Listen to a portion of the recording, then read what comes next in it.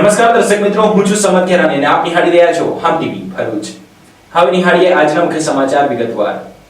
અંકલેશ્વરના Panoli railway station ઉપર ચાલુ ટ્રેનમાંથી યુવાનના મોબાઈલ લૂંટવાની ઘટનામાં યુવાન નીચે પટકાતા તેનું મોત નીપજી જવાની ચકચારી ઘટનામાં પોલીસે ગણતરીના કલાકમાં ભેદ ઉકેલી નાખ્યો છે. વડોદરા રેલવે યુનિટની એલસીબી અને સુરત ડિવિઝન એસઓજીની ટીમે સીસીટીવી ફૂટેજ તેમજ હ્યુમન ઇન્ટેલિજન્સના આધારે બે આરોપીઓને દબોચી લીધા છે, જેમાં એક આરોપી સુરત અને એક અંકલેશ્વરનો હોવાનું સામે આવ્યું છે. ભરૂચ રેલવે પોલીસ સ્ટેશનની હદમાં આવેલા પાનોલી રેલવે સ્ટેશન પર ગત 4 ઓગસ્ટના રોજ મનુષ્યવધનો બનાવ બન્યો. રાજસ્થાનથી સુરત તરફ ટ્રેનમાં મુસાફરી કરી રહેલા અશોક કુમાર જયસિંહ ગુર્જર જે ટ્રેનમાં સવાર હતા, પાનોલી રેલવે સ્ટેશન પરથી ધીમી ગતિએ પસાર થઈ રહી હતી ત્યારે અશોક કુમાર ટ્રેનના દરવાજા પાસે બેસી મોબાઈલ ચલાવી રહ્યા હતા. આ દરમિયાન એક બાદ એક બે શખ્સોએ તેમનો મોબાઈલ ઝૂંટવી તેના ટ્રેનમાંથી નીચે પટકાયા અને ટ્રેનની અડફેટે આવી જતા મોત થયું. ગુનાની ગંભીરતાને પગલે વડોદરા રેલવે યુનિટની એલસીબી અને સુરત ડિવિઝન એસઓજીની અલગ અલગ ટીમો બનાવી પાનોલી રેલવે સ્ટેશન તેમજ આસપાસના વિસ્તારોના સીસીટીવી ફૂટેજ તપાસવામાં આવ્યા. સાથે સ્ટેશનો પરના ફેરિયાઓ તેમજ ભરૂચ અને સુરત શહેરમાં કામ કરતા લોકો પાસેથી આરોપીઓ અંગે માહિતી મેળવવામાં આવી. સીસીટીવી ફૂટેજ અને બાતમીના આધારે સરથાણા રેલવે સ્ટેશન પરથી પોલીસે 26 વર્ષીય આરોપી ઈશ્વર ઉર્ફે જહાંગીર ઉર્ફે સુનિલ હાલ ભારત સુરતના નાનપુરા ફાઇનાન્સ વિસ્તારમાં ફૂટપાથ પર રહેતો અને મૂળ મહારાષ્ટ્રનો હોવાનું સામે આવતા તેને ઝડપી પાડવામાં આવ્યો છે. પોલીસ તપાસમાં આરોપીએ આ બનાવ ઉપરાંત અન્ય 10 જેટલા મોબાઈલ ચોરી સહિતના વિવિધ ગુનાઓમાં સંડોવણી હોવાની કબૂલાત કરી હોવાનું પ્રેસ નોટમાં જણાવાયું છે. બંને આરોપીઓની ધરપકડ સાથે પાનોલી રેલવે સ્ટેશન પર યુવકના મોતના ચકચારી ગુનાનો ભેદ ઉકેલાયો છે અને મોબાઈલ ચોરીના બનાવો અંગેની તપાસ પણ રેલવે પોલીસે આગળ ધપાવી છે. અંકલેશ્વરના પાનોલી જેડીસીમાં આવેલ જેબી કેમિકલ્સ એન્ડ ફાર્માસ્યુટિકલ્સ કંપનીના 45 વર્ષીય કર્મચારીનું શંકાસ્પદ મોત થયું છે. પ્રવીણભાઈ તડવીની તબિયત લથડ્યા બાદ તેમને કંપનીની એમ્બ્યુલન્સમાં ઘરે મોકલાયા હતા. જોકે ત્યાંથી વધુ સારવાર માટે તેમને હોસ્પિટલ ખસેડવામાં આવતા તેમનું મોત નીપજ્યું હતું. આ મામલે પરિવારજનોએ ગંભીર આક્ષેપ કરી યોગ્ય વળતરની માંગ કરી છે. અંકલેશ્વરના પાનોલી જેડીસીમાં આવેલી જેબી કેમિકલ્સ એન્ડ ફાર્માસ્યુટિકલ્સ કંપનીમાં કામ કરતા 45 વર્ષીય કામદાર પ્રવીણભાઈ તડવીના શંકાસ્પદ મોતની ઘટના સામે આવી છે. ઘટનાની પ્રાપ્ત મળતી વિગતો મુજબ મૂળ બોડેલીના અને હાલ સંજાલી ગામ ખાતે રહેતા પ્રવીણભાઈ તડવી તેમના પરિવારજનોના જણાવ્યા મુજબ આજે સવારે નિયમિત નિત્યક્રમ મુજબ 6 વાગે કંપનીમાં ફરજ પર પહોંચ્યા હતા.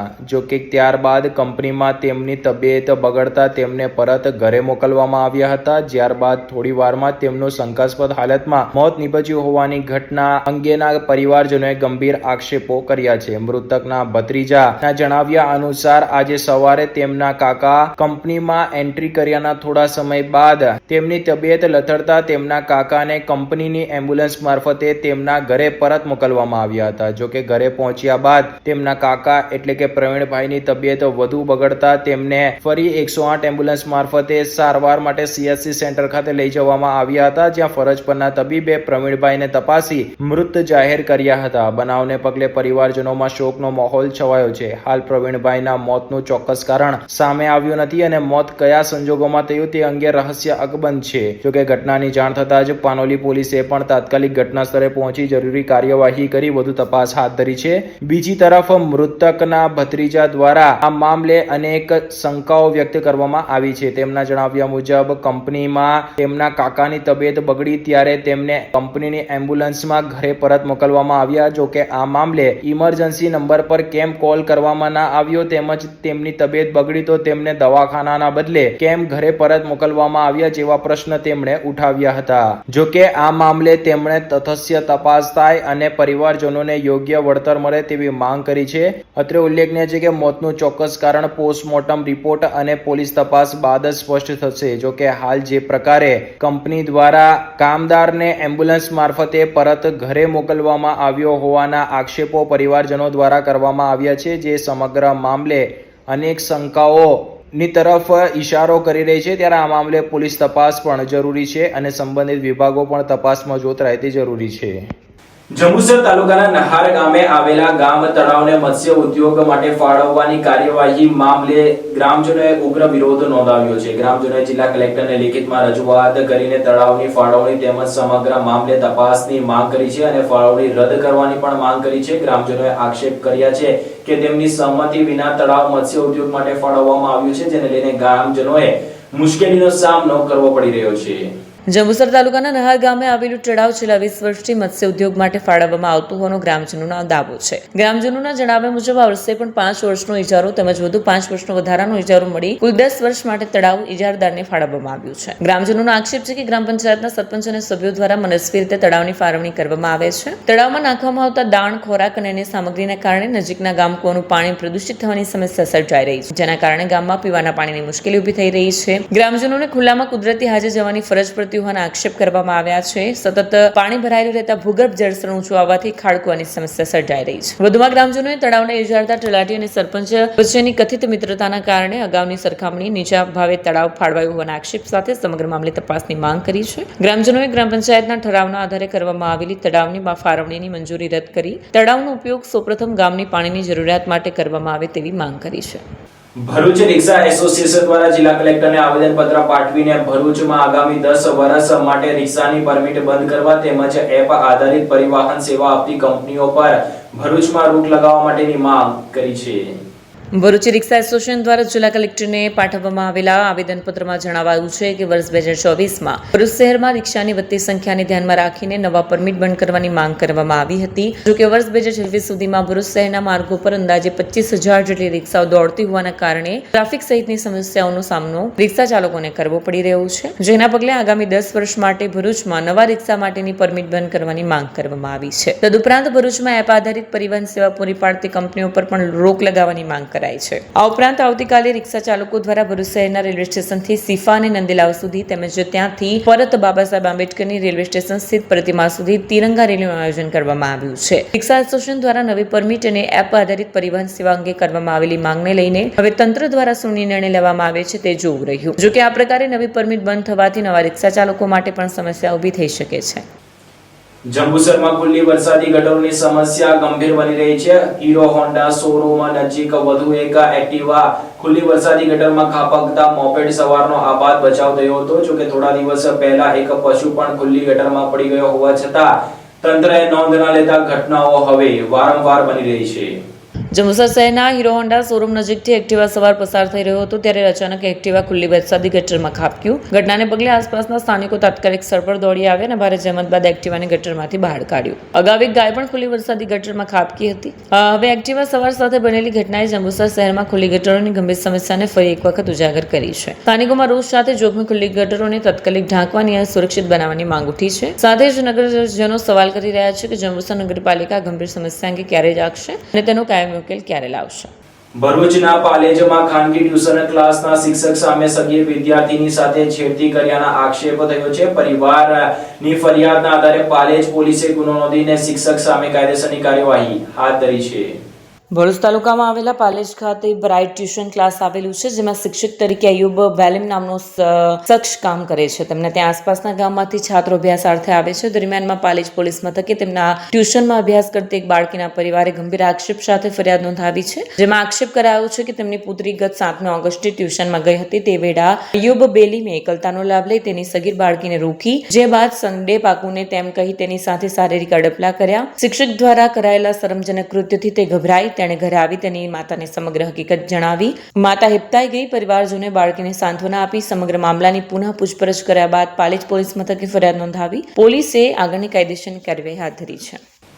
દશામાના વ્રતને લઈને અંકલેશ્વરમાં બજારોમાં ભક્તોની ભીડ જોવા મળી રહી છે. 2 દિવસ બાદ વ્રતનો પ્રારંભ થનારો હોવાથી દશામાની પ્રતિમાની ખરીદી માટે માઈ ભક્તો ઉમટી રહ્યા છે. મૂર્તિઓના ભાવમાં 10 થી 15% વધારો થયો હોવા છતાં ભક્તોમાં ભારે ઉત્સાહ જોવા મળી રહ્યો છે. દશામાના વ્રત દરમિયાન માતાજીની ભક્તિમાં લીન બનીને શ્રદ્ધાળુઓ વિવિધ ધાર્મિક વિધિઓ સાથે માતાજીની આરાધના કરતા હોય છે, જેના પગલે અંકલેશ્વરના બજારોમાં પણ દશામાની નયનરમ્ય અને આકર્ષક પ્રતિમાઓનું વેચાણ શરૂ થઈ ગયું છે. વિવિધ કદ, સ્વરૂપ અને રંગબેરંગી સાજ શણગાર સાથેની પ્રતિમાઓ ભક્તોના આકર્ષણનું કેન્દ્ર બની છે. વેપારીઓના જણાવ્યા મુજબ ચાલુ વર્ષે મૂર્તિઓના ભાવમાં ગત વર્ષની સરખામણીએ અંદાજે 10 થી 15% વધારો થયો છે. તેમ છતાં દશામાની ભક્તિ પ્રત્યેની શ્રદ્ધાને કારણે ભાવ વધારાની અસર ખરીદી પર ખાસ જોવા મળી રહી છે. ભક્તો ઉત્સાહભેર માતાજીની પ્રતિમાઓની ખરીદી કરી રહ્યા છે. આ વર્ષે ખાસ કરીને વસ્ત્ર પરિધાન, આભૂષણો, સાજ સરંગાણ અને આકર્ષક મુખાકૃતિ ધરાવતી પ્રતિમાઓની માંગમાં વધારો જોવા મળી રહ્યો છે. માતાજીની સ્થાપના પૂર્વે ભક્ત મંડળો દ્વારા વાજતે ગાજતે અને ડીજેના તાલે શોભાયાત્રા કાઢવાની તૈયારી શરૂ કરી દેવાઈ છે. રાત્રિના સમયે યોજાતી આ શોભાયાત્રાઓ રંગબેરંગી લાઇટિંગ, સંગીત અને ભક્તિભાવના કારણે નગરમાં ભારે આકર્ષણ જમાવશે. આગામી દિવસોમાં ભક્તોની ભીડમાં વધુ વધારો થવાની વેપારીઓને આશા છે. દશામાના વ્રતના પ્રારંભ પૂર્વે જ અંકલેશ્વરમાં ભક્તિનો માહોલ છવાયો છે અને દશામાના દર્શનથી ભક્તોની દશા સુધરે તેવી આસ્થાની સાથે માય ભક્તો માતાજીની આરાધના માટે આતુર બન્યા છે.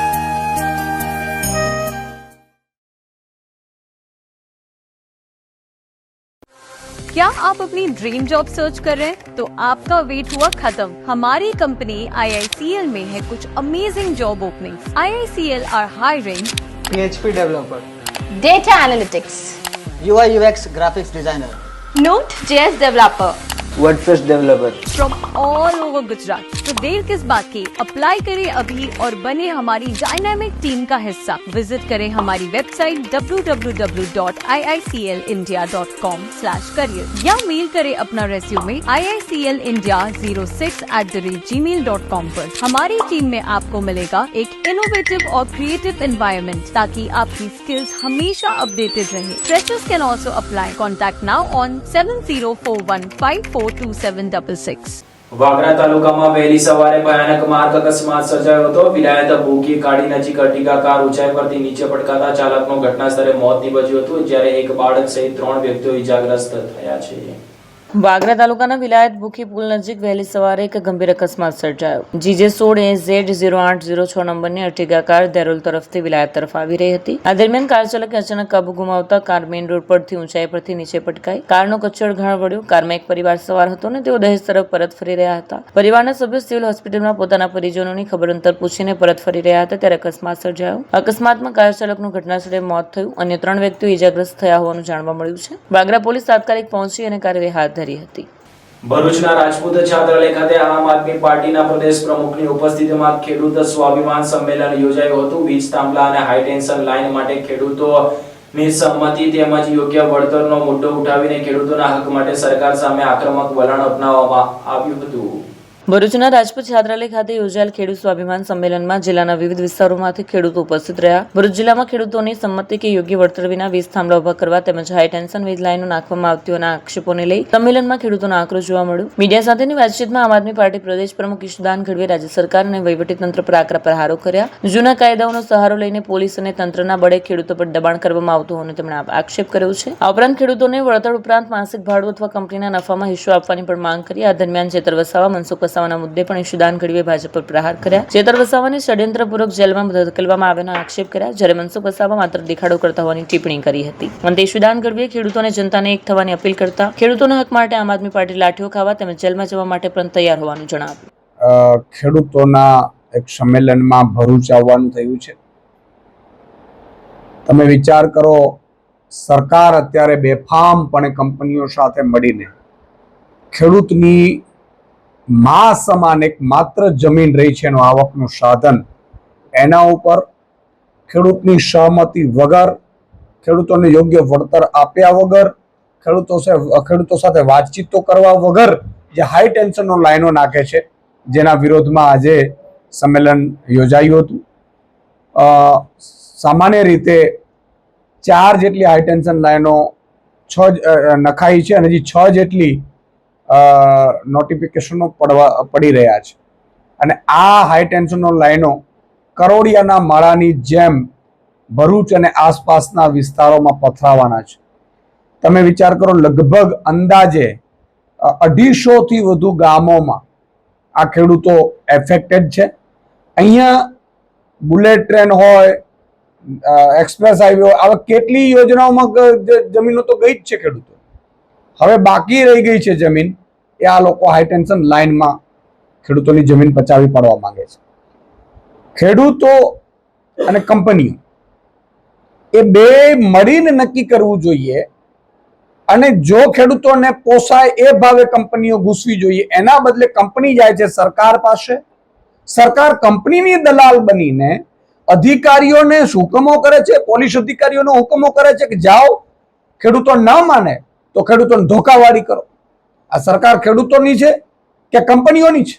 અને કંપનીઓ શું મફતમાં વીજળી આપવાની છે? ભાઈ, હાઈ ટેન્શન લાઈનો નાખો છો, તમે જે રીતે કોરિડોરો બનાવો છો, તમે વીજળી છે એ કંપની ખેડૂતોને મફત તો આપવાની નથી. તો ખેડૂતોને યોગ્ય વળતર મળવું જોઈએ.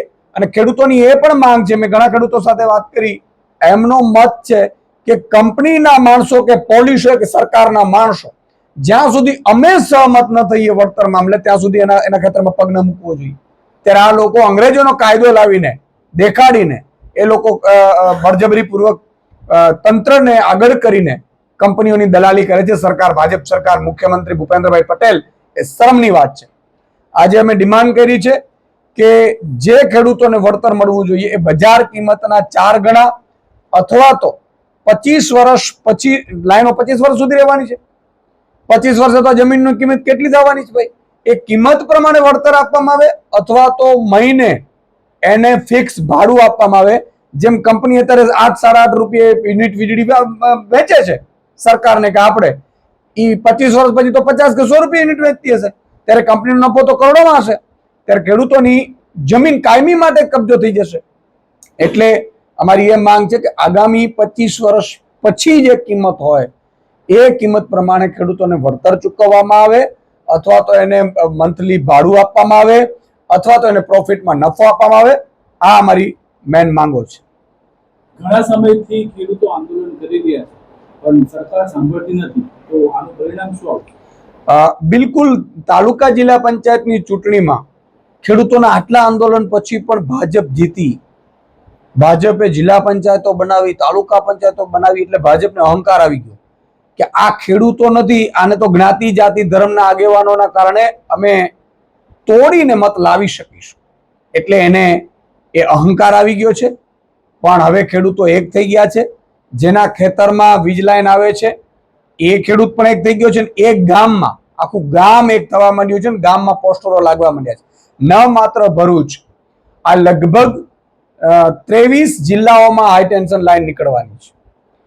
એ કચ્છથી માંડી જામનગર, દ્વારકા, મોરબી, સુરેન્દ્રનગર, રાજકોટ, અમદાવાદ, આ બધા વિસ્તારમાં આ લાઈનો ફેલાવાની છે. અને આ વખતે તમામ ગુજરાતના 54 લાખ ખેડૂતોને એના પરિવારો એક થવાના છે. જેમ જેનજી એક થયું છે એવી રીતે. અને હવે એ લોકો નક્કી કરશે કે આગામી સમયમાં અમારો જ્ઞાતિનો આવશે, જાતિનો આવશે, ધર્મનો, ભાજપનો આગેવાન આવશે, અમે મત નથી આપવાના.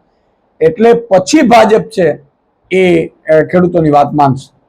ભરૂચની the Sankalp servicing and welfare cooperative bank લિમિટેડની 4th વાર્ષિક સામાન્ય સભા યોજાઈ હતી. સભામાં બેંકના સભાસદો તેમજ સહકારી ક્ષેત્રના આગેવાનો ઉપસ્થિત રહ્યા હતા.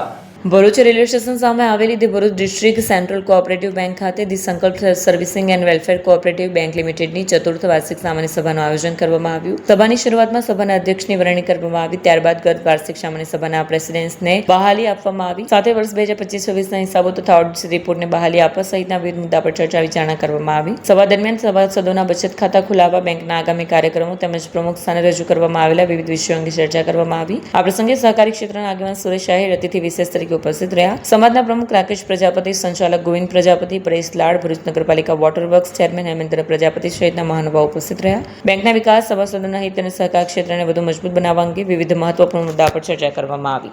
ભરૂચ જિલ્લા પ્રજાપતિ સમાજ એજ્યુકેશન એન્ડ ચેરિટેબલ ટ્રસ્ટના એક ભાગરૂપે ધી સંકલ્પ સેવિંગ એન્ડ લેન્ડિંગ કોઓપરેટિવ સોસાયટીનું 30/12/2021ના રોજ સ્થાપન થયું છે. આજે ચોથી અમારી વાર્ષિક સાધારણ સભા છે. તેની અંદર અમારા સભાસદો અત્યાર સુધી 513 બનેલા છે. તેમાં અમે બચત ખાતા, ધિરાણ ખાતા, રિકરિંગ ખાતા, એફડી ખાતા એ રીતની સ્વીકારીએ છે, બચતો સ્વીકારીએ છે. અને જે બચતો આવે તે ધિરાણના સ્વરૂપ જરૂરિયાતમંદ વ્યક્તિને એજ્યુકેશન માટે, કંઈ સોશિયલ સામાજિક પ્રસંગ માટે, મેડિકલના પર્પઝ માટે અમે એ ધિરાણ આપીએ છીએ. જે અત્યારે અમારી 1.5 લાખની મર્યાદાની અંદર અમે ધિરાણ કરતા રહ્યા છે. એ લોકોની આવકની માયનો રાખીને અમે એ ધિરાણ કરીએ છીએ. અત્યાર સુધી અમે 97 લોકોને 90 લાખનું ધિરાણ કર્યું છે. અને જે રિકવરી અમારી સારી રીતે આવતી રહેલી છે, જે રિકવરીના પૈસા વત્તા જે બચતના રૂપમાં જે પૈસા આવે તે અમે ધિરાણના રૂપમાં આપતા રહ્યા છે. અને આ રીતે ક્રેડિટ સોસાયટી સારી ચાલે છે. ચોથું અમારું ઓડિટ પણ થયું છે.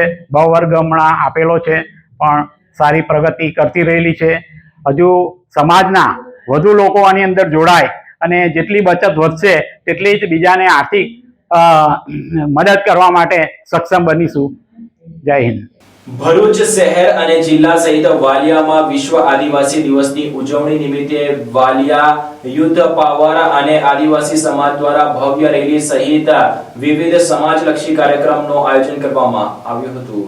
વાલિયામાં યુથ પાવર વાલિયા અને આદિવાસી સમાજ દ્વારા 9મી ઓગસ્ટે વિશ્વ આદિવાસી દિવસની ઉજવણી કરવામાં આવી. આ ઉજવણી અંતર્ગત વિવિધ કાર્યક્રમોનું આયોજન કરાયું. ઉજવણીના ભાગરૂપે વાલિયા જેબી પાસેથી બેન્ડ પાર્ટી સાથે રેલી યોજાઈ. આ રેલીમાં તાલુકા પંચાયત પ્રમુખ રાજુ વસાવા, ઉપપ્રમુખ વિનય વસાવા, જિલ્લા પંચાયત સભ્ય જશીલા વસાવા સહિતના આગેવાનો, મોટી સંખ્યામાં આદિવાસી સમાજના લોકો જોડાયા. તાલુકા પંચાયત કચેરી ખાતે બાબા સાહેબ આંબેડકરની પ્રતિમા અને કમળા માતાજી મંદિર ખાતે રાણા પૂજા ભીલની થકતીને પુષ્પાંજલિ અર્પણ કરવામાં આવી. ભગવાન બિરસા મુંડાની પ્રતિમાને પુષ્પાંજલિ અર્પણ કરવામાં આવી. આ રેલી વાલિયા ગામના વિવિધ વિસ્તારોમાં ફરી હતી. એબીએમસી ખાતેથી એક અલગ રેલીનું પણ આયોજન કરાયું. આ રેલીમાં આગેવાન રતિલાલ વસાવા, કિરણ વસાવા સહિતના આગેવાનો જોડાયા. આ રેલી દરમિયાન પણ ભગવાન બિરસા મુંડાની પ્રતિમાને પુષ્પાંજલિ અર્પણ કરી વિશ્વ આદિવાસી દિવસની ઉજવણી કરવામાં આવી.